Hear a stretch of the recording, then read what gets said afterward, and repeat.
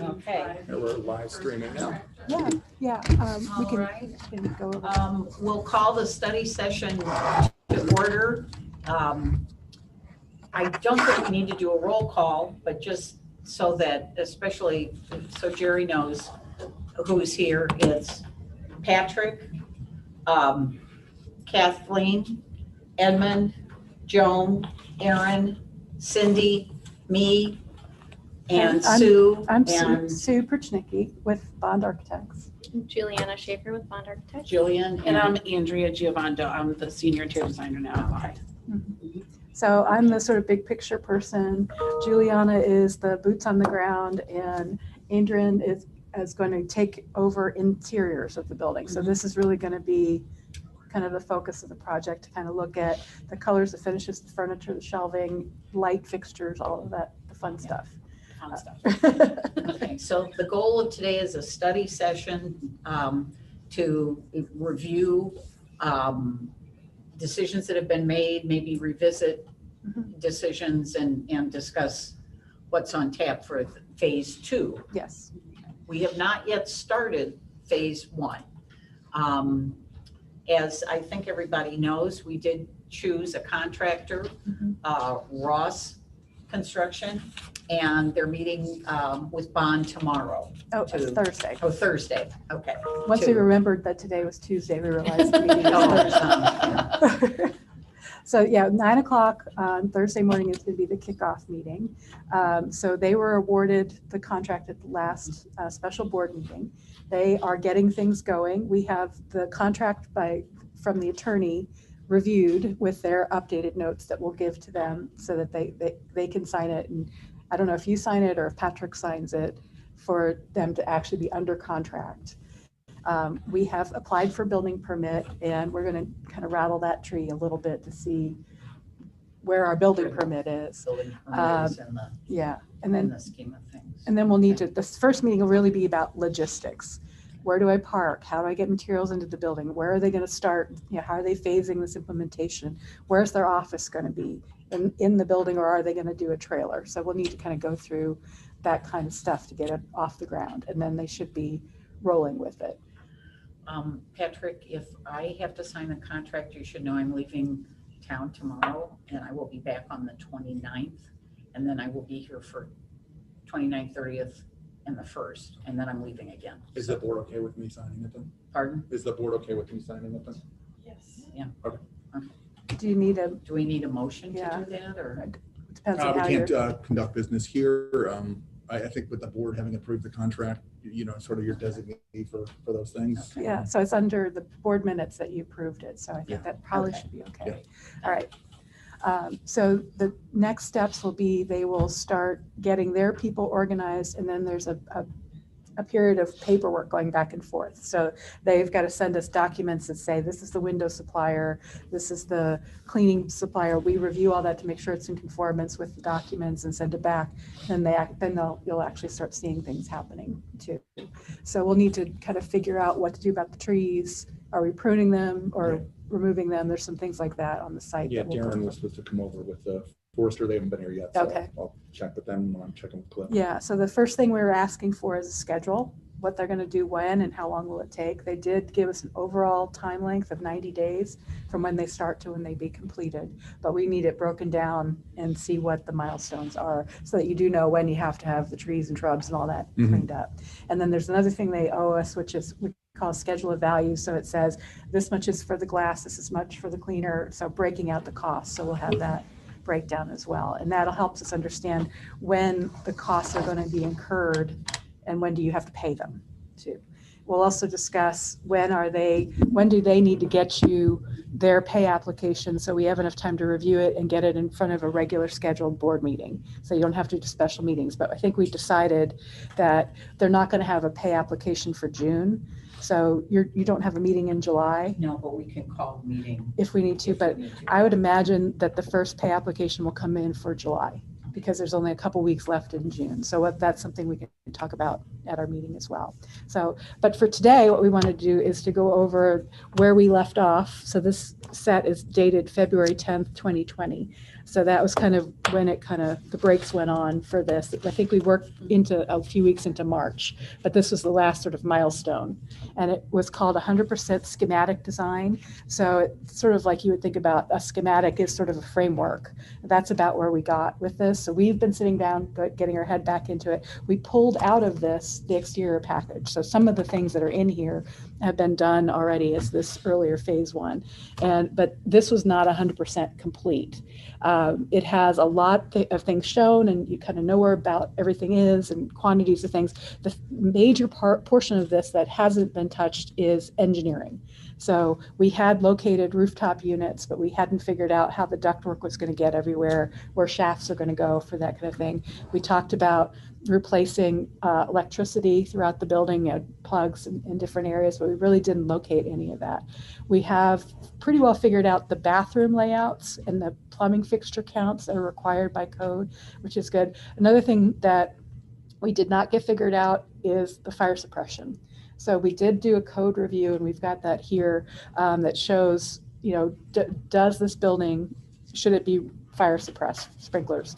And there's one way of looking at it that says, no, it's not. And back in 2019, when that code review was done, we met with the city to talk about it, and they said, no, I don't think you need to do it. But that was different staff. It was 2 years ago. So that's something we need to Are they luckily the same counties are still there? Well, there's a different fire marshal. Oh, that's true. Yeah, Matt. Yeah. No, So Matt sat down with us. yeah, Matt did at Yeah. Cliff. Yeah, but Matt's the fire marshal now. Oh, okay. I wrote it on the code form. So we need to revisit that because it's been a couple years. So Sue, Matt, is confirm not required? What does it mean? What are you looking at? At under fire protection? Oh, that in the cost estimate? Yeah, that's something because we don't have any dollars on that estimate for fire suppression. So that's what we need to do is confirm that it's not required with the city. So that's a meeting You were that, just- The sentence is, I need to confirm that it is not required. Yeah, Correct, yeah. yes. By That- speaking with the fire marshal. Yes, there you go. that would be the English way of doing that. Yes, the architect is confirmed not required. so Matt Pagano is the fire marshal now, and he used to be with the city, or, Pagano, and then, Yeah, he's with the fire department, and he's the fire marshal now. yeah, but what was he before? He was with the fire department, but not the, who's the Oh. acting fire marshal. okay, okay. Okay. So the different person is Mark Zients? Yeah, Mark's with Public Works. Yeah, Yeah. yeah, So we met with Mark and Matt and Cliff. yeah, okay. So we need to redo that because the last time this was discussed was September of 2019. We had a subsequent meeting with some of them. Yeah, Yeah. I think Kathleen and I. Okay. With them, and they were all still. At that time, Yeah. I can't put a date. Yeah, I can't do that. right, and yeah, we needed like official sign off. No, definitely. Because there's, In blood, yeah. Yeah. with them. Doesn't mean that they can't change their mind, but that's the direction of it. So this document kind of goes through the code analysis of the building. So that's the thing that's sort of out there that we need to confirm. So this is all the sheets that we had done to date, which probably half of it is the exterior package that we did, but we wanted to kind of go through this with you, but we could talk more generally about the boards that are behind you there. So this board is the site plan. So the library building, actually, why don't I just stand up and point? Oh, sorry. Poor Jerry. So the Walmart's here, this is the parking lot, staff parking's over here. So this pink outline here is the footprint of the building. So that's the east side of the parking lot. The goal with this was to get more parking spaces. So we currently have 42 spaces with 2 ADA spaces. We were able to add 1 additional space and 2 ADA spaces. Since this was last striped, the ADA requirements for parking has changed. You have to have a much wider aisle for wheelchairs in a van to get in and out because the van has a lift on it. So that's why we're not netting more spaces because these got bigger. So the way we got more spaces is right now the plaza from that from the back door here, the parking lot side door goes all the way out into the parking lot, and there's some bollards here. We're actually gonna take the plaza back and stop the sidewalk at the curb so we can get a couple more spaces in that area. And they're also angled a little bit more steeply, so it's gonna be an easier pull in and pull out. Where you can see this faint line, that's where the stripes are now, and we're angling them more. You can make them just a little bit narrower. The book drop is here. It's currently right there, so we've moved it back a little bit. This is the sidewalk. This is a very faint drawing, so I don't know if you can see it. The sidewalk is here, and the book drop is right next to the sidewalk. And we've heard that people feel like they have to be in the sidewalk to see past the book drop, and then it was a pedestrian risk there.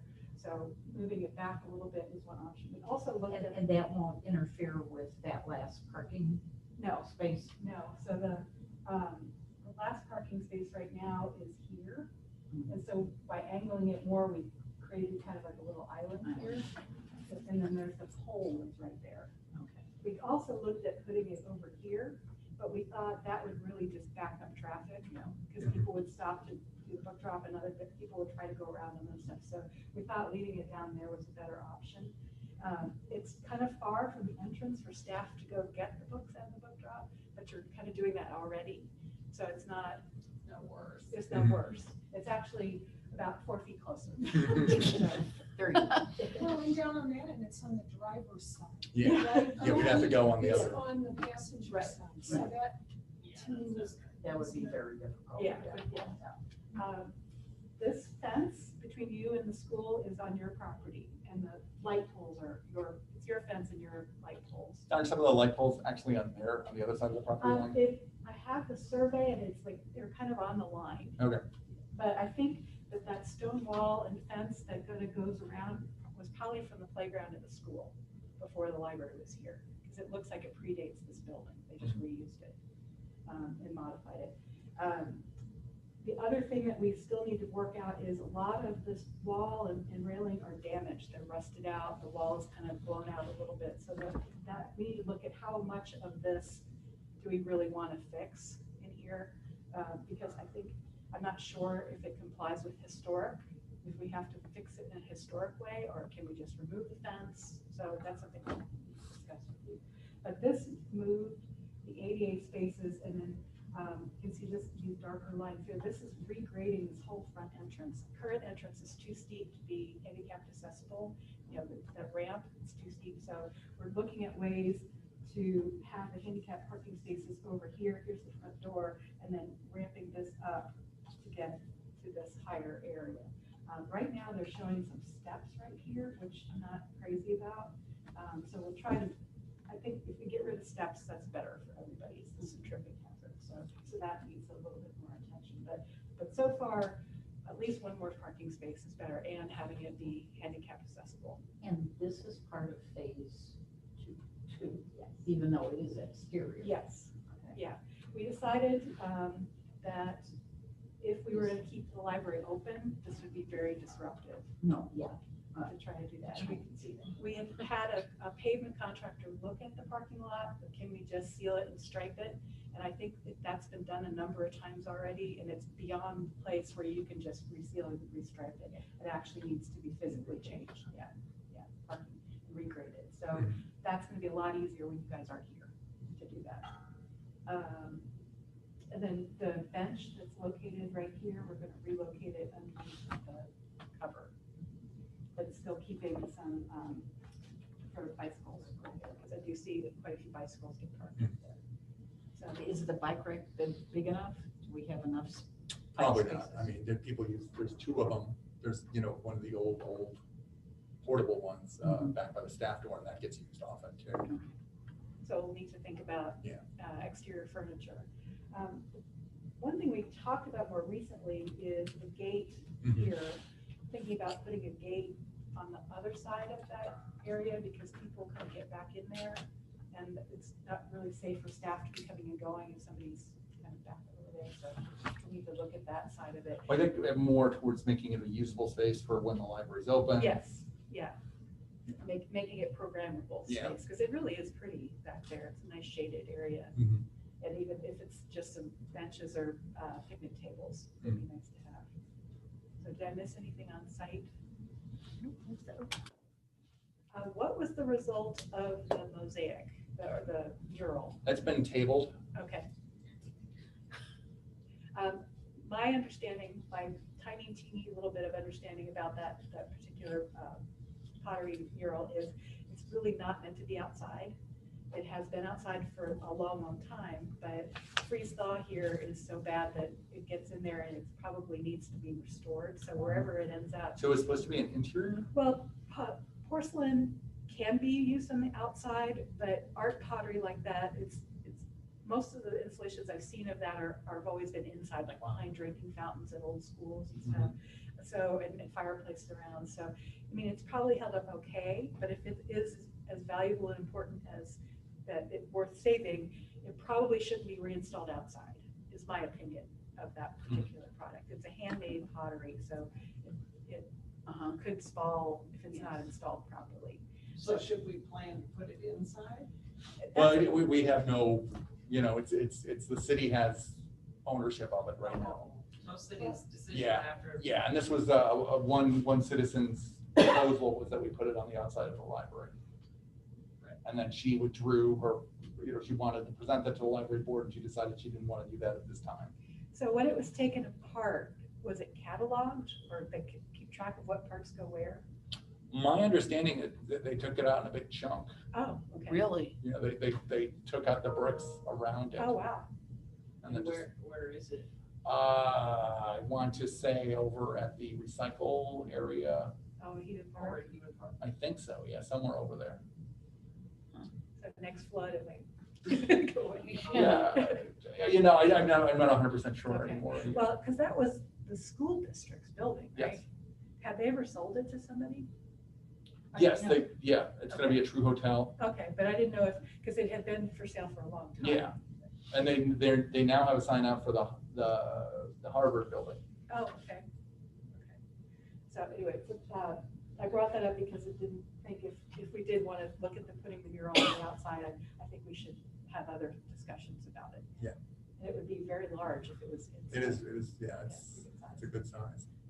So I do still want to go through all those sheets, but I wanted to walk you through this. This is a little easier to see this. So I'll talk a little bit about the lower level first. So the lower level takes up this analysis of the building. Have you all been down there to see it?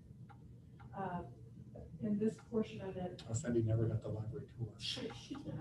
there's the Historical Society has kind of a zone of stuff. There's a shop over here that Dallas uses. Then this section is mechanical, electrical panels. There's a stair out from underneath there. And then the IT area is kind of about here. And then the high-density shelving's been installed right out here. And that's still an ongoing project, right? The shelving. It's done. I mean, we're still Moving things. moving things. Yeah, but it's great, yeah. They work beautifully. Good, good. And you can fit a lot. Mhm. Stuff in Oh, there. it's amazing. Those are cool. Yeah. So the thought for the lower level was to give IT an office that's heated and cooled. Mhm. You know, they're so needy, these people. Yeah, and then an IT closet. So technically, you should have your servers and all of those electronics should be locked in a conditioned space. And right now, it's just kind of out. That's a security problem. So we'll want to get that locked down just for the equipment's sake as well. Make sure it'll be used. That was the project downstairs. The electrical service would be replaced and a few other kind of technical things in that level. And up on the main floor, kind of the public area, the brick flooring would come out. We're looking at alternative materials for that. At the time, we were talking about either refinishing the desk or replacing the desk, and those are some of the options that we were looking at. We really didn't have a ton of work back in house. We were going to replace the 2 staff restrooms and make them ADA accessible and nicer, but they're really not very nice. There's some cabinets out in the workroom that are in terrible shape, and then fix up the staff restroom. There's some electrical panels along this wall that really should be behind doors as well. So we'll put doors in that and then some finishes in here. But we really didn't talk about workflow, desk layout, how the book carts are done. what you need stored back here. You've got an area here where you've got your camera equipment for the certain security system. That also should be enclosed somewhere for security. So that we never really got very far with the detail in this area, and that's something that we need to get more into. We talked a lot though about the public area. So we were adding new restrooms and Excuse me, Sue. Yeah. You said that the IT area down the bottom Yeah. should be enclosed. Yes. And part of that concern is security. Yes. For IT issues. Yes, so right now, when you replace your computer, public computers, staff computers, they all go to the IT area. They get unboxed, they get software installed on them, so they need an area that's spread out by doing multiple computers at a time. And if a computer breaks, they can come down and take it apart. I don't even know if anybody can fix these computers anymore. They just replace them. Build that. Yeah, so, so he needs an area, almost like a workshop to do that and to be able to, get new things put out. And the current plans I can show you on there, it's really just a small office right now. So when we were looking at it, we're thinking that maybe that office needs to get a little bit bigger just to have more storage space and more workspace for that. And it really should be enclosed with heating and cooling because the equipment needs to be cooled and to keep it dust free. Because you don't want, if Dallas is doing something over here, you don't want that to spread it. So how is it that you make it secure? Put walls and a locked door. Okay. Yeah, so it's pretty simple. And there's a lot of vertical space down there as well, so I think we can come up with a lot of very good usable storage in there. Right now, I think it's become the space where things go.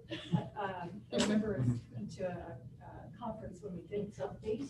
Yeah. Place where things go. So I was at an MLA and Christina, your former Krista. was doing a presentation about, and here's this modem we had, and here's the box we had for it, and here's the manual we had for it, and then we're not using the modem anymore, so we put it back in the box, put it in the basement. Yeah. So she had kind of the history of technology. Yeah. So I think that purge has been going on for the last couple of years now. Yeah, every now and then we find something that didn't make it to a recycling fair. Yeah.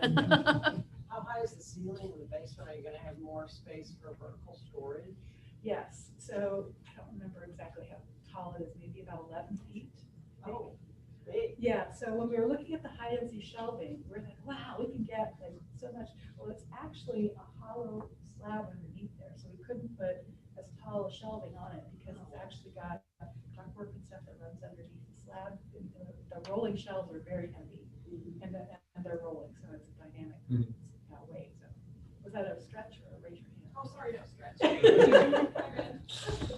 So yeah, there's a number of things that we need to talk more about in the lower level that we really didn't get to. But going through the rest of it, the code requires more plumbing fixtures today than it did when this building was built. And when the building was built, we didn't have ADA size stalls. So in order to make an ADA size stall, we took a fixture out. So we reduced it even more just to make sure we had the space available. So so that's why these are so much bigger. And we're setting them up almost like airplane bathrooms so that you don't have to keep the door closed. So we can have that door be open. There's no way to see into the bathroom. So it's, if you've got a stroller or somebody's in a wheelchair, it's much easier for them to get in and out. And it's also much harder for people to go in there and do bad things because there's no door on it. Where the doors are, Right. as opposed to the way they are now. Right. Yeah. And we wanted to put the doors facing the library because that way, if someone's sitting at your desk, they have visibility of seeing who's coming in and out of there, which is a safety thing. So all of the bathrooms are getting reconfigured in the building. So we're looking at replacing flooring products for the brick. I'd love to use terrazzo if that was an option, because we've used it on a few of our school projects. It's basically indestructible. You've already got terrazzo in the building, so it would be an easy kind of material to look at. It's gotten to be more affordable than it was years ago, so I think that would be a durable, seamless solution for you. We've done a cost-benefit analysis on it compared to other like tile or which has grout joints and it would still have that when you roll things across it. And it just needs a mopping. That's it. You don't need product to clean it and anything. It just holds up really well. We would do the walk, what we're doing for phase one is we're doing the entire vestibule as a walk-off mat material. We may want to continue that a little bit further inside before we transition to hard material, but that's something we'll need to work on. Moving into the library, we've got a laptop bar and a print station, print copy station here, so people can come in with their devices and have lots of power on a higher bench.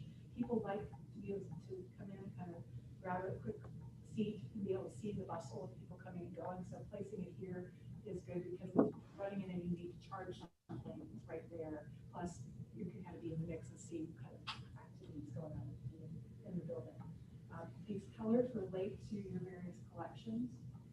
So we wanted to make sure we can fit adequately what we have. So this was from a year ago. Actually, this is September 2019, so a year and a half ago. I know you've done a lot of purging with your collections, and we've been reworking collections. So I think we need to revisit the collection counts to see what we need in terms of layout, because there's a lot of shelving. We have a lot of shelving. Mhm. We were trying to get the height of the shelving a little bit lower from the visibility standpoint, from making the building feel a little bit more open. So we'll need to revisit that. And going back into the space, we don't really have a whole lot of room for soft seating or study tables and things. So if the collection has been reduced some, we might be able to find a little more places. Yeah, I think that was one of the things that we did talk in various discussions. The board wanted to see some more seating out there. Yeah. And people use it. It seems before at the library, it was very full. People wanted to use it. So maybe that'll be a thing that's also just gone. Yeah. So people sit on the floor, are they still? No, I was just, we don't have many people coming in right now. Yeah. But I'm sure it'll come back, yeah. So it looks like you got new computer tables. Yeah, Wash, you had donated Oh, that's those, right, yeah. the carols to us, yeah. Yeah, so I'll have to look at those also. We have the computer area, public computers. We prefer that the screens face the desk so one can monitor what's happening on this. So right now, we've got 16 stations potentially here. They're closer together than they are right now, so maybe we need to rethink that. We do like to keep enough room so that if two people are on the computer, or if you are using your computer and they have another device or a book or notebook or something, there's room if we're not bumping into each other. It's set up in a classroom format right now, so if you did want to use it for presentation, you could do that. So that's a possibility. Again, having your artwork display here is, I think, still a really good place for that. We've walled off a corner over here. This is the telephone rooms, or the record player rooms, those tiny little Typewriter rooms. typewriter rooms, so like little teeny size rooms, which really are a little too tight to be used for stuff. So one of the things that we're seeing in public libraries are the need for spaces that are quiet, because it's just not quiet here. Never has been, never will be. So you've got people talking here, people coming in and out, but people do want a quiet place to go and read a paper or just have it quiet. So they tend to be self-policing. It still would have a glass wall around it, but it's people who go in there shush everybody else.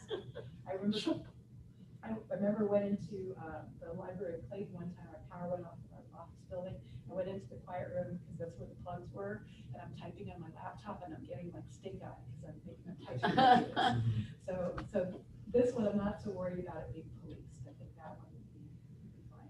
And we've got 3 study rooms down here, pretty good sized ones. But something else we need to talk about is how many people are in them.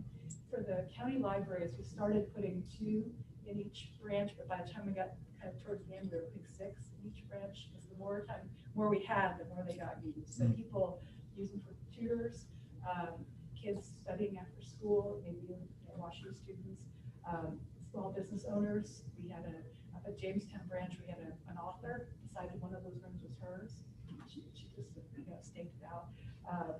The way we monitor that is by you can either have a code, a button code that you enter a number to unlock the door and get in, or you check out a pass or some kind of fob with your card. If you lose the fob, then there's a fee to replace it, and that's then your library card is tied to the fob.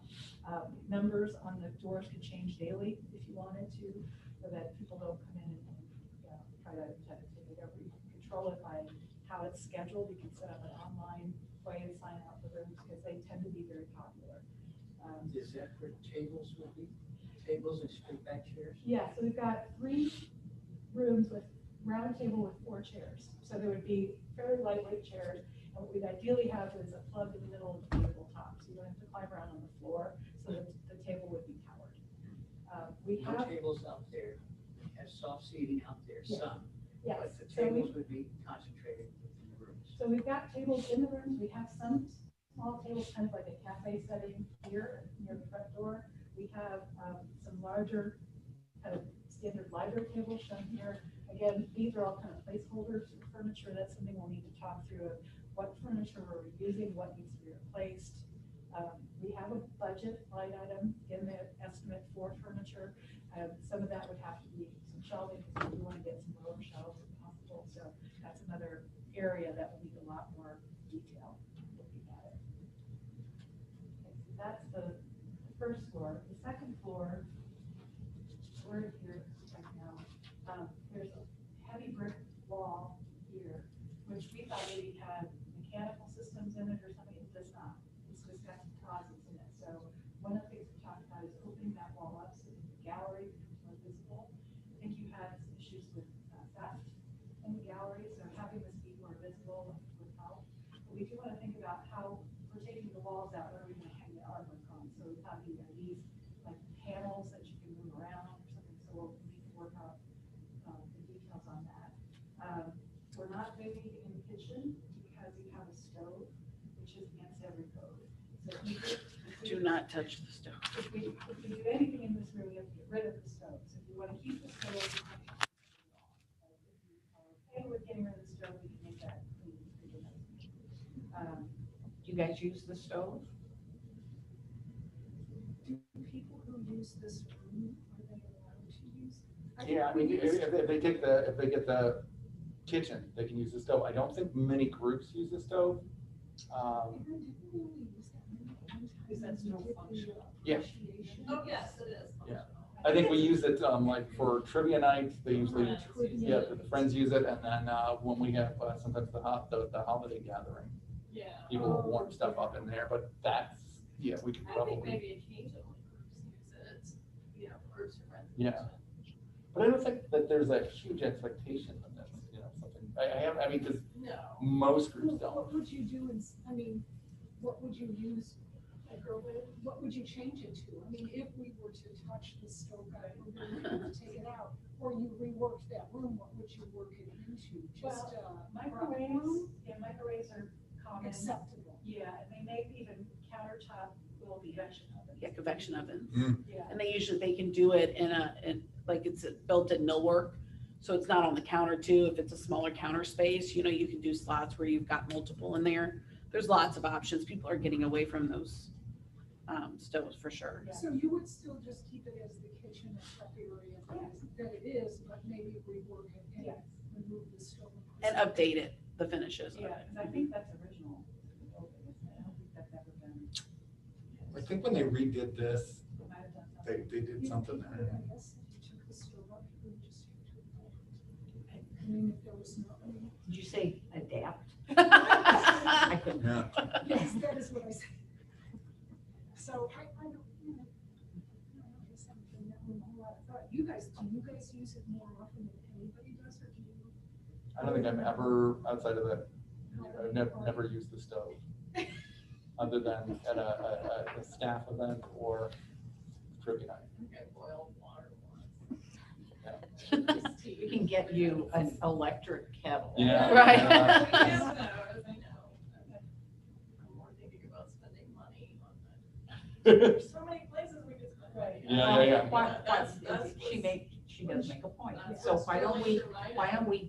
put that aside Yeah. and see how everything else turns out budget-wise? Right. And, you See know, what's if we left. can, Yeah, we've got a couple of projects that are sort of off the, yeah. you know, in waiting, you know, including like the, solar panels Well, and also and the adaptations of the air handler room, yeah. Uh-huh. Yeah, I mean, Yeah. that would be hard on my list. Since nobody uses it, nobody worries about it, you can kind of go back and figure out decisions. outside, there are so many more. The kitchen, yeah. Yeah, that's That we really. exactly, need. let's And, think of other things first. yeah, and if you want your patrons to see where their money went, it isn't gonna be in this tiny. Yeah. In that tiny little room back there for changes, but. So off of that is the staff break room that had the one-touch studio, one-button studio was kind of cut out of that. So we're going to replace that over here where they used to be the desk. This should be glass around it, but it can be acoustically treated. So this will, staff area will get renovated. I think that really is it. What does that mean, one button studio? That's like a technology space. So if you wanted to record something, or play music or whatever, it would be acoustically separated with cameras and speakers and things like that. Yeah, we've got a version of that right now, Cindy, just on the other next room over, we'll show you that. Is that called a makerspace? It was part of our overall makerspace project, yeah. I think that it's a really cool thing to have, but I don't know if people know it's there Mhm. because it's kind of tough. to Because get of where it budget. is, yeah. Yeah, so if it's out in the library, I think it would become Yeah. more heavily used. And it also becomes almost like another potential study room, it's another room that's, we can go in and be noisy and not disturb everybody. And then collections around here, the bulk of this floor is children's. Right now, children's is kind of here, and we're expanding it around the corner here, and then adding computers around the meeting room. Having what we call a young explorer area back here, which is the little guys, so they can crawl around, and then an area here that's an open area for story time or activities. There's tables and chairs and other kind of larger top seating, so a caregiver can have a couple kids reading the book. Updated and large bathrooms, so they would be ADA compliant. They'd also be big enough to take a stroller into, or multiple kids. So I think that's a nice thing to have. We're going to leave the office here with the glass, so this person can have eyes this way, having a service desk here, can have eyes this way, and then into this corner, which is where the teens area was going to be. We were not planning to wall in the teen area, just kind of compartmentalize the shelving so we have good visibility. We're showing a laptop bar here.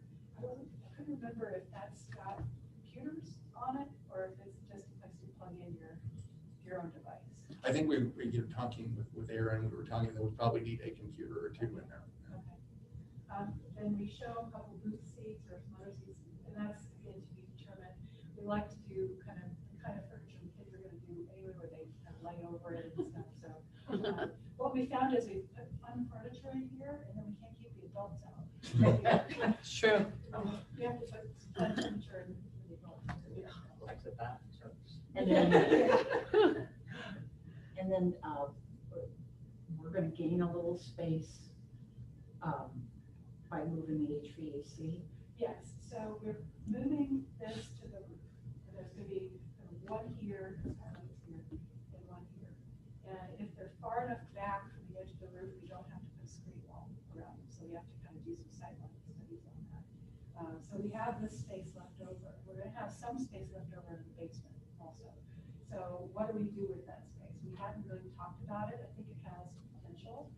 There's a door here that, through the stairwell that you get to the restroom. So if it's little kids, it's nice proximity. There's a large louver here and another louver here that we can put windows back in. So it could be a nice daylight space as well. So there's a potential for that area that we haven't really discovered. Now, even if there's things like the kitchen or this that aren't part of this project, we should still talk about what we'd like them to be. So that in the future, when funds are available or it's the right time to do it, say a donor comes along and wants to name something, then we have something in our back pocket we can pull out and go do that. Is that when we did the walkthrough there? Yes. People were Yeah. going up the Yeah. ladder to get to the roof, it's with the walking.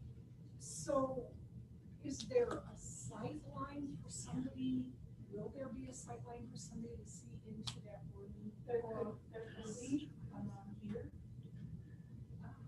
So this is the area just outside this. Sure. They can do the elevator opens up. So there is a wall here. And I did promise you a better roof access. Mhm. So we do.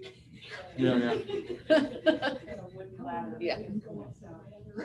Oh, gosh. So we need to figure out where that. Yeah, and that whole area, it's like, if we're gonna be using it, we have to come up with some way for staff, because staff normally aren't in this part of the building. Right. Do you think for you guys it would be better for storage or? Well, we definitely promised you services storage there, because they're losing, the closets, over there, there are currently closets over there, and then the closets, at the front of the, right there. It just seems to be such an out of the way place. Mhm. And we've already had some issues with things that are taking place in the library that are risky. Yeah, if it's gonna be open to the public, we've gotta have it staffed. Yeah. Yeah. Yeah, I mean, if it's a program space, so staff goes in there and helps build the Mhm. program, it could be, the sheer size of this room, it's, it's long and skinny, but it's a pretty big room. Yeah. So if this becomes a meeting room here with an access here, it's a possibility, and then this could be storage. Mhm. But I'd like to talk through that with you guys and make sure we can get a price for it, so you know how much that would be as we go through and do priority list of what's in it and what's out. And any project we do, it's always, the vision is always bigger than what the budget. Yeah. is. So we have a line item of $200,000 for furniture. We haven't really decided what that is. We talked about wanting end caps where you could put like an iPad for looking at catalog, or, there's a lot of things we've talked about that we need to come out of that budget, so. Back on the first floor. Right now, the self-checkout is, right there.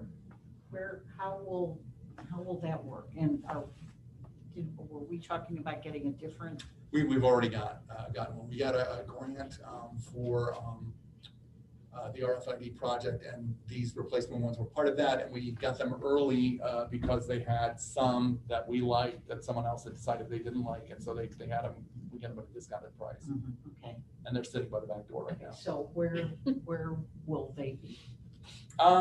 We haven't come up with a final thing right now. We've got it, right by the Delmar side door. Actually on the other side, we've got it right there right now. Where did we have it before? At the end of the Oh, yeah, email station table. yeah. Yeah, it was not too far from where it is And, now. does the copier that's used by patrons, will that stay where it is? All of that stuff is sort of in pandemic position right now. We were trying to empty that corner where those Yeah. machines used to sit because it was very Yeah. cramped. And also to give access to people, who could come in, just use the copier and wouldn't have to come in the building, so that worked out really Right, well. so all of that was temporary. It was always Yeah. in the corner. That we had all those machines. I was probably thinking of where it was pre-pandemic anyway. Yeah, 'cause it's kind of out here. Yeah, Yeah, so I think there's some decisions like that that we'll need to revisit. One of the things we were thinking through, getting back into this, is we had a glass wall that went here to try to contain the noise that's in here. And the more we were looking at that, trying to put a wall on top of that wooden handrail just doesn't seem like a very good idea. And so, but is there other ways we can do something to contain the sound in here? But do we need to do it? Because if we're providing spaces throughout the building that can be quiet, is sound coming from there as much as a problem? We also talked about the way you have the shelving set up right now kind of keeps the kids contained. So if this is all open, are we going to get runners kind of in that area? So is Well, it, you yourself said, this is, that it's not quiet library, and you created quiet spaces for people. yeah. could you do any kind of sound? Yes. Yes. Ceiling swag. So the great thing about materials now is they've come out with so many different options, right? So ceiling up is definitely an option, some kind of an acoustic treatment. Mhm. But furniture has come a long way also. And there's so many different screens and different uses for those that are cool. They add texture to the space. color. So I think we need to look at all those options to figure out what's best for this application. But yeah, I mean, Sue and I kind of talked about that, and putting that glass there just didn't feel right when there's other options that allow for flexibility, instead of just putting up a wall. It seems costly to me just to get the sound. Yes. When, And it's a hard surface. yeah. But we do have that glass wall with the door going from the gallery space, yeah, right there, okay. So we still got that, right? Well, that's here now. I think we wanted to revisit that. I think. Oh, okay. Yeah. Because we were, I think we were concerned about not only kids coming out, but also just adults wandering in. Right. And also revisiting the shelving layout, because you have fairly high shelves in your children's area. We Mhm. usually try to keep them a little bit lower. But if I lower them, they take up a foot area. And we wanted to create these kind of open zones. So that's another collection count that I need to revisit, because I don't think you've really urged that one or want to. We have, but we were also hoping in the aggregate expand Yeah. the collection size. Yeah. We're kind of at a piece with shrinking the adult collection somewhat, but we had hoped that that would not. Right. I remember correctly. No, I agree, yeah. We like having lots and lots of books, too. And stuff, yeah. Yeah. How much did you shrink the adult collection? Well, I mean, we haven't done it substantially, it's an ongoing thing, but I mean, the plan is, we've got it right now, is because we're losing, as that is drawn, we're losing most of the 700s and the biography Space, yeah. There's adult stuff up there now, and most of that space is gonna go, so there is, there will be collection. So they're just gonna get moved downstairs and be smaller? Yeah, this is nonfiction right now, I think, right? Yeah, it's biography and. Biography, yeah. Audiobooks. And science fiction and graphic novels. Yeah, And then you have your CDs Mhm. here. Is right, that- that's right, the music. Is that changing? We'll have to come up with a new shelving solution there, which I think you've got indicated on there, because we're not gonna, double house them anymore. I think we wanna, as we go, just move them into locking cases if they need it, or, just anyway, get it out on the floor. Yeah. So your CDs are still circulating at a higher level? Yeah, we'll have to evaluate that as we go along. I haven't really looked at that in depth for a while. Yeah, I don't think they're circulating fabulously well, but, yeah, I mean, they have just been weeded heavily.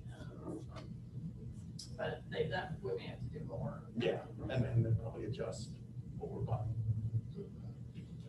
I don't think in our public libraries, we're not seeing growth in CDs. Yeah. Growth in DVDs is slowing down to some degree. I still see DVDs circulating quite a bit, because it's just easy to come in and grab a lunch for the holiday, Mhm. especially.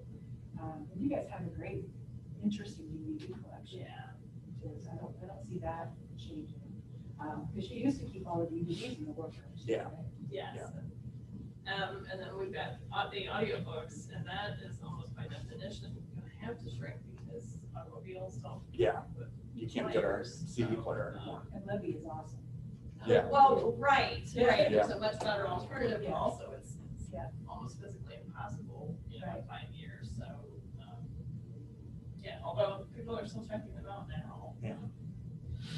Yeah, I mean, there's still some things that are physically in the library that I want to listen to, older books especially, that aren't available. Right. I have a question. What is the latest in library design? In what area? Like, for people congregating or to make the best use of the space? I mean, clearly you've taken into consideration all the needs that we have, but I'm just curious how much libraries are changing. Like, if you built a new library, what would you do differently?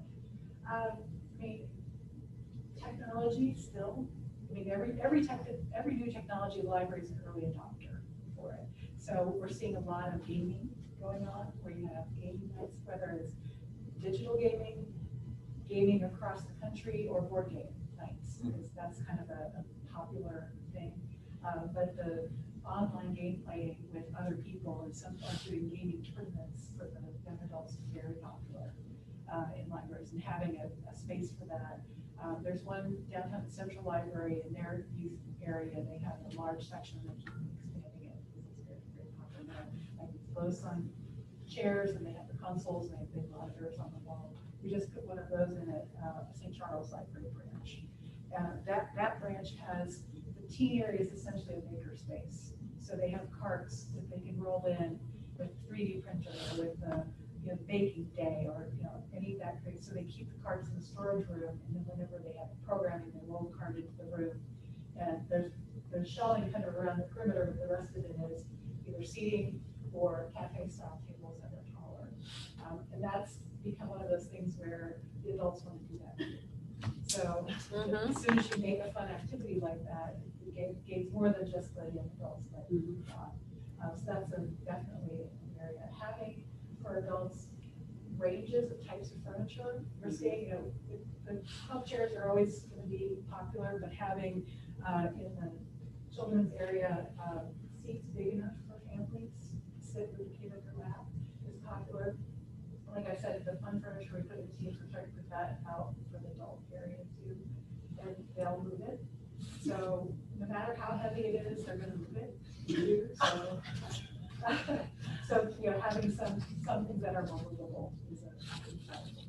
We're seeing fewer computer labs, but in areas that are economically depressed, they still need a good computer because they may only have a phone. So if someone needs to print out a paper for school or submit a paper to the system for school, they may have to come to the library to do that. So I don't see, in a lot of the more affluent communities, they're seeing fewer and fewer computer stations.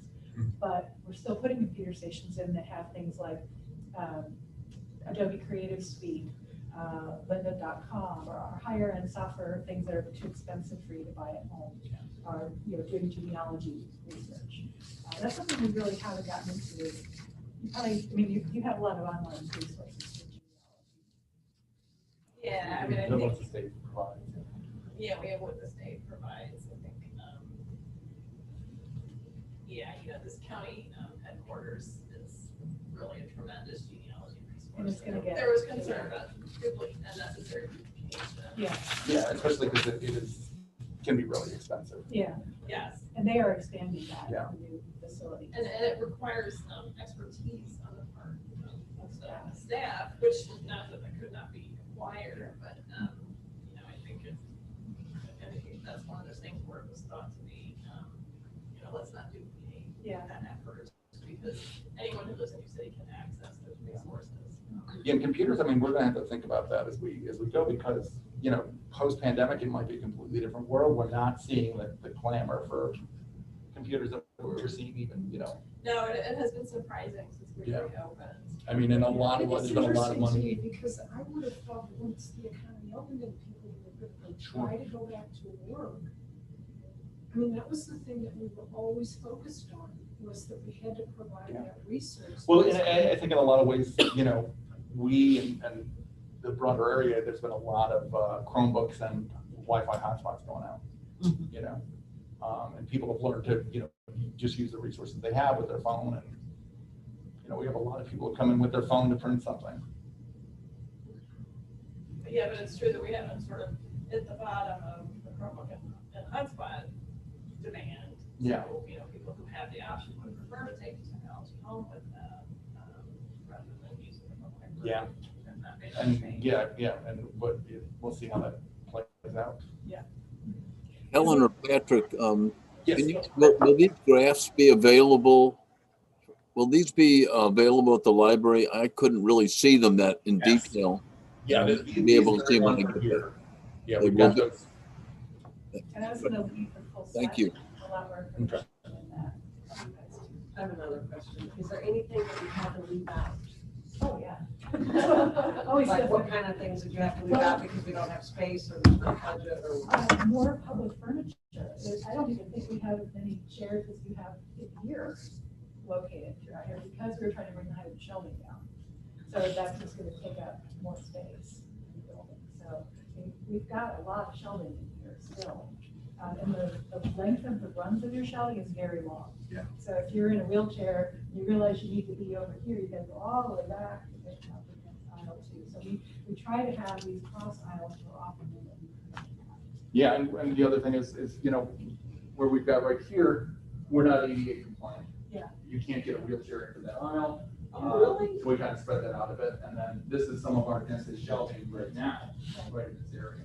It looks fine Yeah. here because of. Yeah, but I mean, this, you know, and Well, here's, this is it drawn at ADA, what you have existing. That's Oh, Yeah, okay. so it's even hard to place, if you're going to a lower shelf and yeah, so it is very good. yeah, so we've got, this is the shelving we've got right now, Yeah. So you and it see runs that? all the way up to the, Yeah. and then this is what we've got upstairs. We've got this and we've got this, which actually, I guess that's not that much Right. different. And that's got smaller, I think, that shelving that used to be up in that corner by the window, facing down. Audiobooks. Yeah, because that's kind of a major hangout place right now in that sunny corner. Yeah, we've got tables here and seating there, yeah. So, yeah, there's a lot that, less shelving stuff that we would prefer to have in here. A variety of seating, tables and chairs. And But we also just love having this robust selection of books Yeah. too, so. We do, and we do hear from people, you know, and it's all anecdotal, and ultimately, you know, an anecdote doesn't tell you what broad Yeah. statistics and trends tell you, but we hear from people all the time, oh, I love coming here, I come here from St. Charles because you have the best collection, you know, in one building. Yes. You know, I think we have to be careful about that. Yeah, and that was a perception when St. Louis County did Oh my that. gosh. They reduced collections in the buildings 25 to 30%. Oh, my. And- But the books were still in the system. Yeah. But they were not in the building. And I think that people really did react very negatively. Yes, they do. But at the same time, their circulation jumped way up too. Yeah. So, Right. you know, people were unhappy in conversation about it, but they were checking out more books. Right, and that's kind of what I'm getting at. Yeah, So yeah. It's sort of balancing that. Yeah, but you do have unusual collection here for one location of public library. You're almost more like a central library, the Mhm. way you collect as opposed to a neighborhood library, because you have such unusual kind of depth in some of the collections. Yeah, multi-language. Yeah. Yeah, and just the you know, the community we serve has such a wide variety of interests and sort of levels of interest, you know, so many WashU professors, you know. Yeah, like your art books, you have a lot of art books that a typical public library wouldn't have. But, so yeah, that's what we were trying to balance here, and that's why moving the equipment to the roof was prioritized, so this is basically the only land we have. So what do we think about putting the one button studio in there? Well, we have it here now, it could certainly go. Yeah, or here. like all the way in the back, and then we've got, you know, Yeah, I storage like it, up I front or like it something. here because it's visible. Yeah. So that, but if you, it would not be difficult without having done a lot of work on it to think of this as a meeting room. Mhm. With the door here. Mhm. So if you need it, because these are pretty small, these two conference rooms. So you could get one that's, you know, pretty much close to the size of this, kind of back over here. Yeah. And that was what I think I remember you saying is the biggest demand you get is for meeting space. We do, yeah, we are frequently booked up. So, and I don't remember if the louver's here. I know there's a small one. I think it's, yeah, where the wording is. It's here. Could I you think make so. it 2 meeting spaces?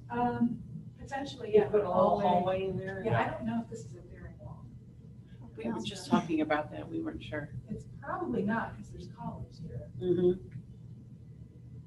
So maybe if we get rid of this wall, you could have one meeting room here and one here too. And then still some storage area out Some there. storage, yeah. Another option. So that's something I think we should revisit. Is there anything that you feel is missing from this plan? Just to continue on the storage area, remember we owe the children's storage. Yeah. Yeah. The other thing that's not shown on here is mechanical system. So if we're moving all of the mechanical to the roof, it's got to come down from the roof and go to the first floor. So I think we've got the corner, it's not on this plan, but it's in there, we had to put a box here for the shaft, ductwork to come down, so we got to locate those things. We're probably gonna need more electrical panels, because we want to put more power out in the stacked areas, so these electrical set panels are gonna take some space that we'll need to work around. So for us, the biggest push to get forward is to get all of those systems in here, figure out where they're gonna go, are they gonna drop ceilings or that kind of thing. And yeah, so the building systems, including fire protection. So everything HVAC related then is in phase, everything is in phase 2 Yeah. for HVAC? Not rooftop solar, because we don't have that in phase 2. Hopefully that will become more affordable, so it's something we can use it. Yeah, and we were But traditional, right, to move all that stuff up onto the roof, out of the electricals, update that, but that's all in phase 2. And we have an estimate on what, this is all pre-pandemic numbers, right? Mhm. Right? And everything is really expensive than it was before. Like we saw with the exterior work, contractors are very hungry. Mhm. And I think they will be for a while. We're hoping to get this out on the street to bid. I think we're still going to be.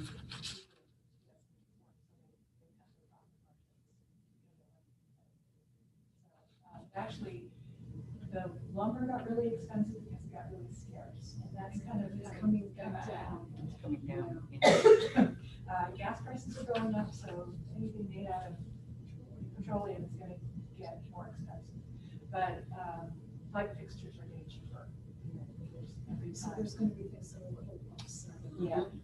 How do we handle the things like the Amarants rebates and things? Do you guys handle that? Is it up to us to sort of seek out the? Our engineers can help. Okay. I don't know how to handle it. But Okay. Did you do it right? We didn't get any bids. Okay. So I'm gonna want to think tomorrow on the emergency part of, it's not E-rate, but it's similar stuff, but it looks like it's mostly, again, Chromebooks and hotspots Yeah. and tablets. CARES Act. Yeah, from the American Rescue Act, but Yeah. it's not E-rate, but it's done by the E-rate people. Yeah, I saw there's a webinar on that, Library Journals. Do Yeah. That I can't watch it, somebody else in the office is gonna watch it. Yeah, the FCC's got one Yeah, tomorrow. right. 'Cause I But think- I don't think that I don't know that they're doing cabling. Yeah, but it was something else, like asbestos just got a bunch of new furniture Oh. out of some federal money, but it went through the city. Oh, yeah, so the city's got ARPA money, and they can do with what they want. The county, what did they do with that? They just gave it to the county library. Yeah, they're social workers. For the county Oh, social library. workers Yeah. in the library, yeah. Yeah. We'd all send letters or notes to our county council members and a couple other people, and we heard nothing back, throughout the MLC, so.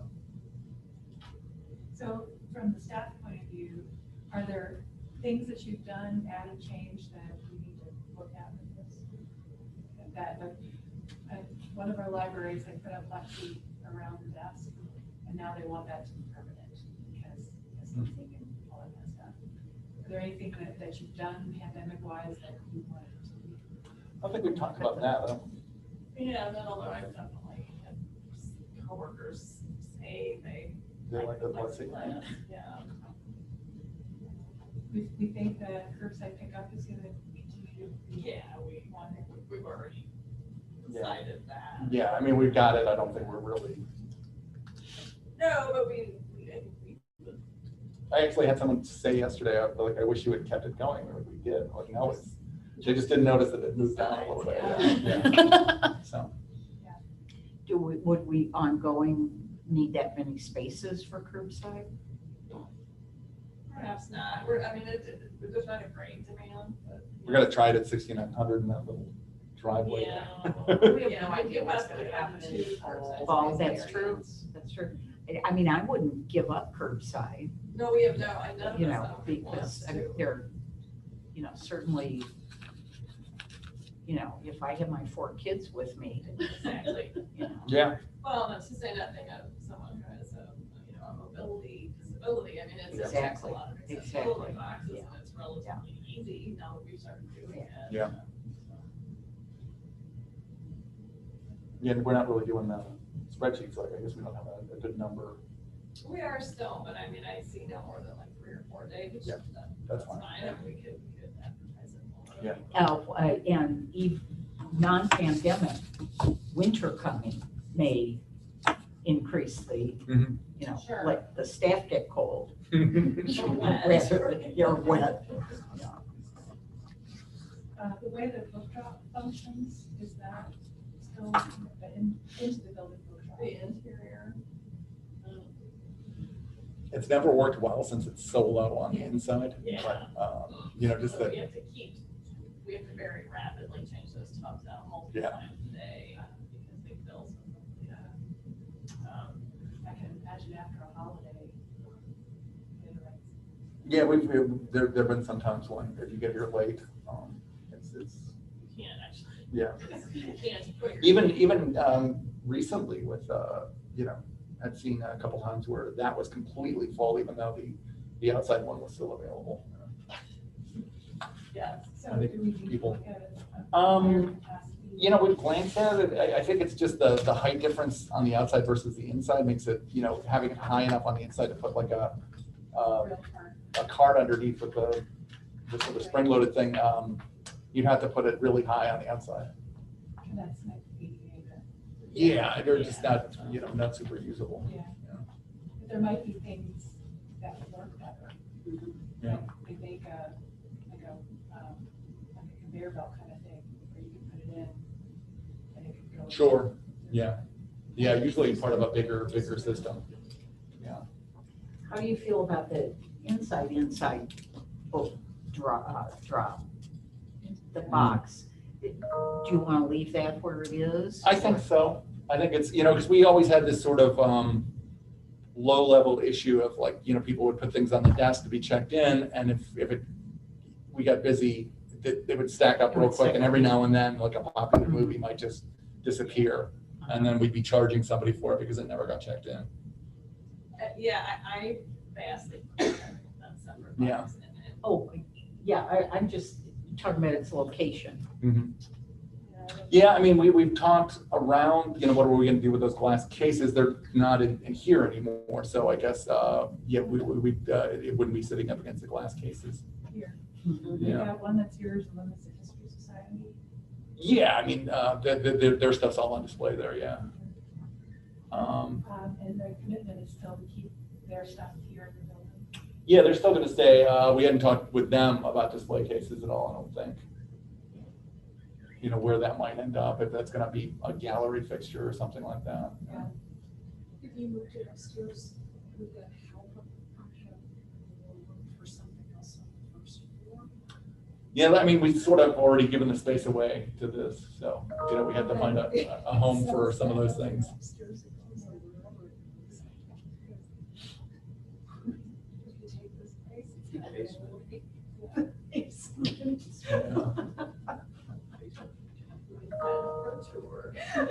Alternate Tuesdays. You said you had talked for years about the old library becoming like a court building or. I think that's what they're talking about now. Yeah, that's coming back again. Yeah. Yeah, they need to do something with. all this. Yeah, they've had, and we're hoping to use that for storage. But they had, the boiler went, and when they went to replace the boiler, they found they had asbestos pipes and some other issues, so they had to work out some stuff with the insurance companies, and they're about to get rolling on that now. Because the boiler feeds the old magazine building. It's a shared boiler. Oh, the one from, okay. Yeah, I've done like 4 studies on that building. Oh, God. Yeah, Sue was just telling me yesterday about the, you know, when the annex, the back part of the annex burned in 38. Yeah. That was also the power plant for City Hall and the fire department. Yeah. And it was the fire department when it caught on fire. How ironic. Yeah. Yeah, but it was like storage for the printing presses, and Sue said that they were all, you know, to preserve them, they were all wrapped in hay, which was not, you know. That's fire. Yeah. Yeah. And it's such a solid building that they couldn't knock through a wall or a ceiling to So, uh, screens, screens and stock exchange ticker screens, I guess, and accurate screens. Are they very much used? Are they useful in libraries? We use them a lot for information display. So you can have a smart TV for a very low cost, run a slideshow. Mhm. Like story time's coming up. You know, so while someone's waiting in line to check out, if you have a screen here, you can use it. Isn't there one behind Yeah, we've got 3 of them in the building now. Yeah, okay. We've got one, well, 4 of them. We've got one in youth services up at the desk, one at the circulation desk, one back in the corner by the, where the new quiet reading room is going to go. And then one up here in the gallery that usually does gallery specific things, like part of an exhibit or just information about the gallery.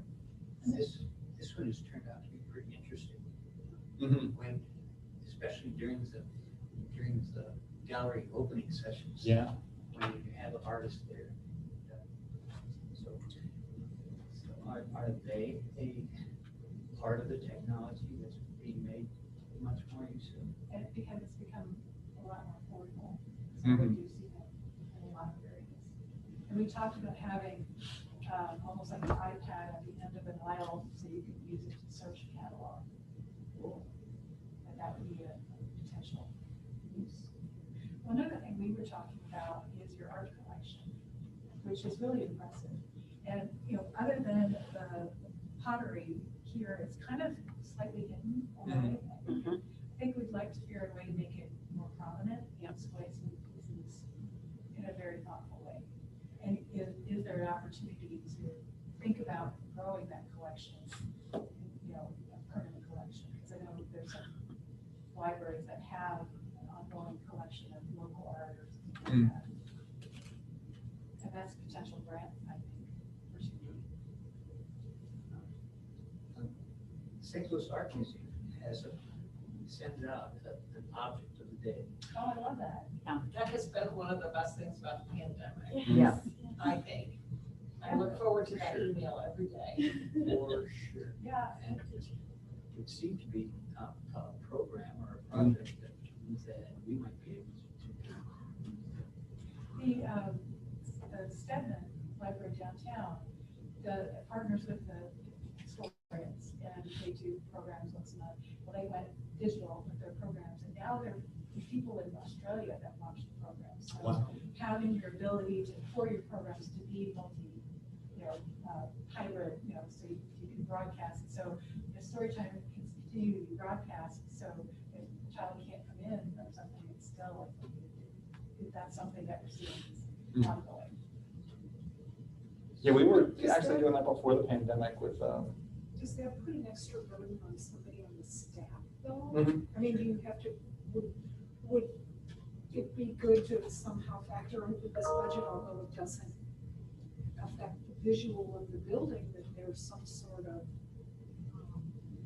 what would you even call that person? Multimedia, that, I don't know, if it's putting extra burden on the staff, would you have to create a position for somebody to be able to keep up with that?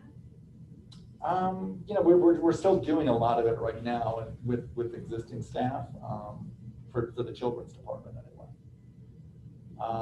But yeah, I mean, it's something that has to be, we'll have to sort that out. Yeah. With more services, there's a strong possibility of more staff skills in it.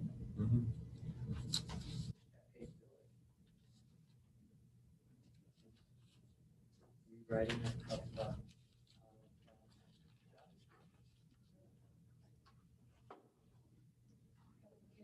Sorry, I keep stuff. Sorry, Thank guys. you. Thanks. It was nice to meet you, and I look forward to doing palette work and furniture. And one thing Sue and I did talk about is I would love to get, and just think about from a committee standpoint, really go look at furniture so everybody can see the possibilities. You have great pieces here that we definitely want to reuse, but for some really interesting youth pieces or something like that, the options are endless, and I think it was really a good thing to go kick the tires a little bit so you can understand what's out there. So just think about that. I'd like to do that sooner than later so we can get someone with furniture on board When you have someone on board, we can really dig deep into pricing and things like that. So just kind of think about that process. Get you some samples you can try out. Yeah, we can test, whatever we need to test, we can get it in here and let people really use it. So think about that. Okay. Okay? Nice to meet everybody. Nice to meet you. And we had started selecting colors and stuff, and unfortunately in the world of finishes, they don't keep making the same. I think it's fine. I don't think I was in love with that the color, so. I don't know, were you? We struggled to come to consensus. Yeah, there were two competing palettes And and, there were lukewarm. yeah, feelings. yeah. There were some, What were the two schools of thought on it? Well, there was one that was a cooler colors, so more towards the blues and greens. And there was a warmer color that was more sort of oranges and beiges. And you even had a vote, because we still had. yeah, I think it was a split vote, and like Kathleen and I were both like, it was like a tie vote, and we had to decide. And Yeah, we're like, I closed all that. Somebody else has to do this. So we want to kind of revisit that again, because we have to. Yeah. Materials have changed, but we've changed how we do materials because of the cleanability issue. Bleach cleaning stuff too, there's Mhm. a lot of materials available that would be very useful, that came out of the healthcare industry, that you can put bleach on and they won't. Yeah. But, so yeah, we're gonna go through that again. Yeah, like I think that the textiles on those chairs, yeah, they're all very resilient to It cleaning looks like it solutions. filled up well. Yeah. Yeah, unlike this, which is supposed to be the same sort of thing, but it faded much more quickly. It might be where they were near the window. Yeah, they were under the skyline. Yeah. Oh. So, are there any other functional issues in the building that have come up in the past year? Oh, God, I mean, all of them are just on the system, like the air conditioner keeps going, the plumbing keeps breaking down, and the doors, and the doors and windows. So The doors. I think we're addressing all the ones that are currently bedeviling us. And Yeah. your phone system? The phone system, I'm waiting to hear back from Tech Electronics about the RFID stuff. We're trying to get that going. Yeah, because the phone system is horrible. Yeah, Is the issue with the doors mostly like the hardware? it was the power door, the sliding doors. Oh, those doors. Okay. Yeah. I didn't know if it was like Yeah. other doors. Yeah, Okay. no, are we still looking at like a swipe system? Okay. Yes, Yeah, that's and- part of why we didn't do the employee door this go Yeah, yeah, around. yeah. So that's something we need to look at, the staff entry, what access controls we want. And were we talking about using a similar system on like the 3 meeting rooms and then maybe the other meeting rooms? That, The yeah, existing ones too, okay. so that's all got to be tied together. And when you deal with it on an exterior door, Mhm. we also have to think about it from a fire marshal point of view. And, you still have to be able to exit, and how do you make it ADA and all that too. So that's a lot of coordination. Yeah. Yeah, so the staff entry is not part of the exterior, the phase 1, because we hadn't yet resolved the card access system that we wanted to do, but that canopy definitely needs to be replaced. And the other thing we've got sort of hanging out there, if I recall, is that the door up at youth services, or the stairway up at youth services. Yes, that back stair. Yeah. Yeah, we were talking about putting a door on it, but I think in this version, which is a little later, we had to turn the wall this way, Yeah, which is unfortunate 'Cause of because that we're window. blocking the whole window. right? Because there wasn't Yeah, enough there's not ADA enough room to clearance do it, there. okay. Yeah, So it's just like a glass wall. Yeah. Looking out the window. yeah. So a glass door and a glass wall here. So I'll leave this with you. This Okay. is more recent than that, more up to date. So here's this is a shaft Okay. right here, and there's a couple other places Oh, wow. for that. That's a sizable one. Okay. Yeah. Can you send me the electronic one of that too? Yeah. I'll have Bill Mhm. print out some other ones so we can put up on Yeah. posters. to put around there. Do that. Yeah, so if you were to flip through this page by page, you'd see, a code analysis for each floor, some generic stuff. But it gets, this is the demolition plan of what's being taken out. We have that on each floor. So flip through it like you did with the exterior set and Okay. spend a little time thinking through how all this was going to be done and what would need to change. And we'll work on getting the fire marshal review and the engineers coordinated. And I will send you the updated contract for phase 1. Okay, And then we'll talk about that on Thursday. Yes, Okay. Thursday morning. Thursday morning, 9 o'clock. Yes, here. So I guess we'll need a room. I guess we can meet We'll here. probably hear. Yeah. Yeah. In order to get to, on my mind, we're gonna have to get to something like a request for bids. Yes, And there's several things that have to happen between that and the request from the current request for bids. yes, This is from March, yeah. so. You have the cost estimate? Yes. Changes galore.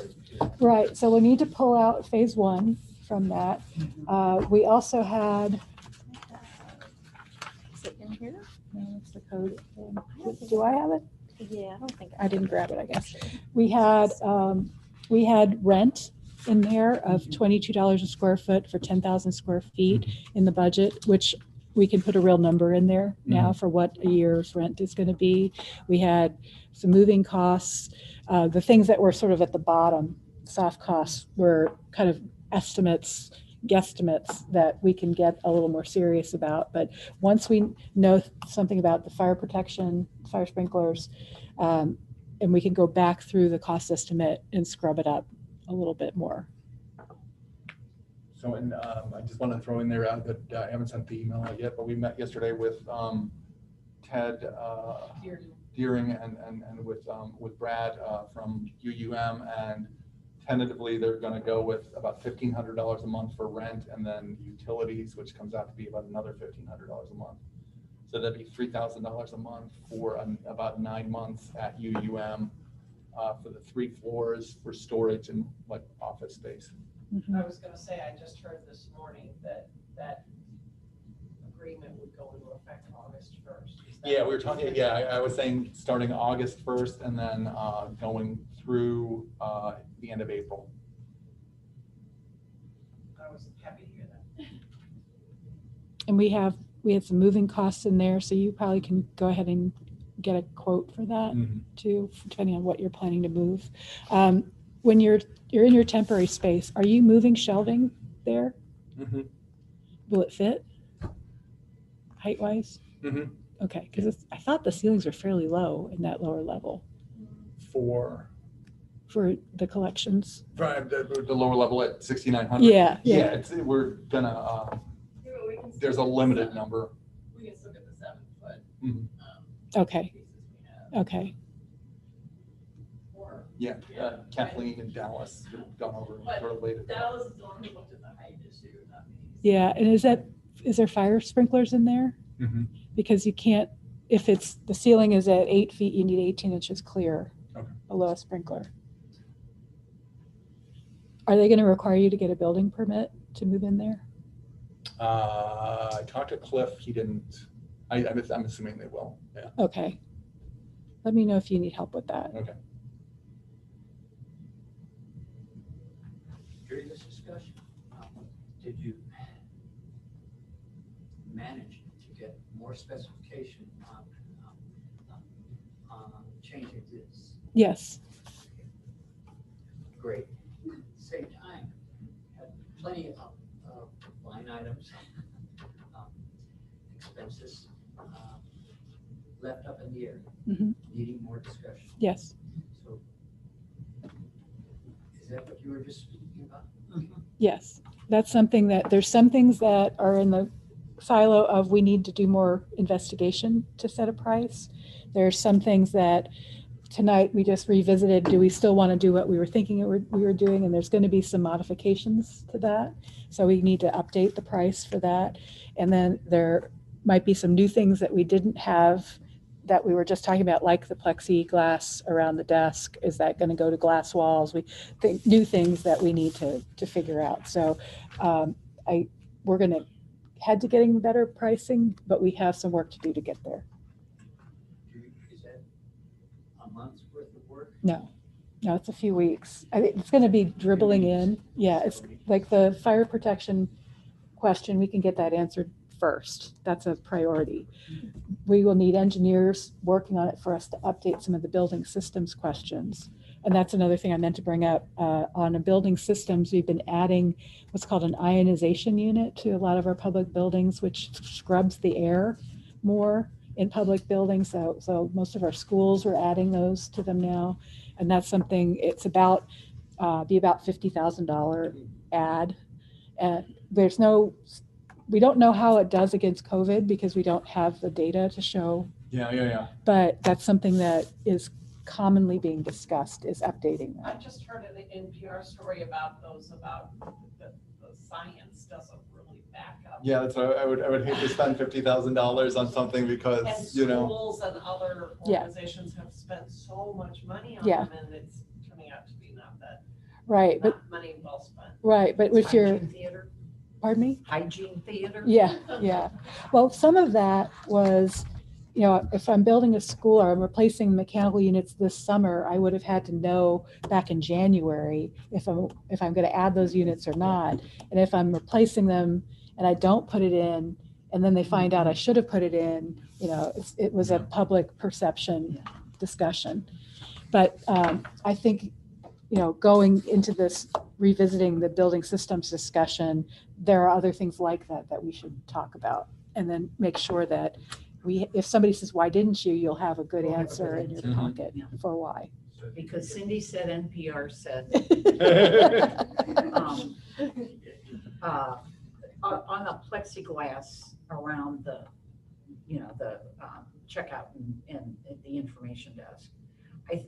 For some reason, and this is just me, the plexiglass around the checkout desk looks fine.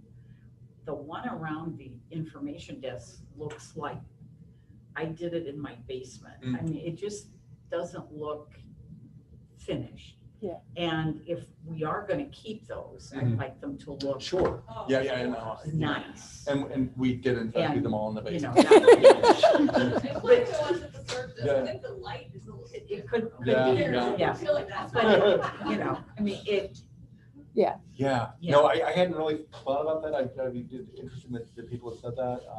I'd like to see how everyone feels after 6 months over, a different space. We'll just be so happy to get back here. Yeah. With a nice bathroom. Or, What's the bathroom situation at 6,900? it's interesting. There's That's not good. there's an accessible single person bathroom, and then up a short flight of stairs, there's two other single use bathrooms, and then strangely there's a shower in the middle of one of the rooms. Yeah. So how many bathrooms would you need based on the number of staff that you have?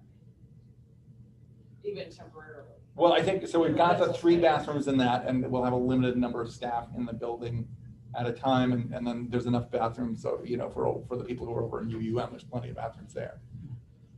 Yeah, I mean, we haven't laid everything. Yeah. Plan right, but my hope has been that UUM will be more of staff home. Yeah. And because. Like you're just be coming over to the other place for your that's desk place shift. where you're working for your shift. Yeah. Is in, 6,900, But there's adequate bathrooms for the patrons. Some of not us are for old. long. We Yeah. need It's, there's going to be a total of 3. In a small This is- space, and yeah. hopefully that'll be enough for Yeah. code. Yeah. Which I mean, it People will was be when they hanging were. around as long as. Office. Yeah. Yeah. Well, and you're temporarily going there Yeah. in an existing building and you're a tenant, so I Yeah. don't think they can require you to increase the plumbing Yeah. fixture counts. That's an argument we can easily Yeah. make. When Joan mentioned, what the patron scene, what we spent the money on, from what I hear anecdotally, everybody's just going to be so thrilled with the new bathroom. Yeah, They yeah, won't notice yeah. anything Yeah. else. It is exciting to have a building refurbished. Refurbished, yeah. New and better. And every time we've reopened a library, the circulation rates Yeah. Like how much? 20 to 30%. 20-30%? And Well, it that's good to drop- know for staff planning Yeah, purposes. it does drop off, but especially if you're going to be in that other space for a while. Rather than just the branches closed. Right. Yeah. They're going to want to see it Mhm. when it reopens. Mhm. So, I mean, when Central Library reopened, it's like the building got mugged. People were like with piles of books that they were Mhm. checking out because they had been closed for over a year. So they were just, desperation to get back into the library. It is such a beautiful building. Yeah, it is. I love to take tours. doors there. Yeah, it's my happy place. So if you're gonna make this concrete within a month, Yes, I mean, and it will continue to evolve as more information gets developed. We'll be able to fine tune it more. might continue to fine tune after. There's a phase in order to get to a real requirements document Right. that can be published. and- Yes. Just like they did with the phase one. Correct.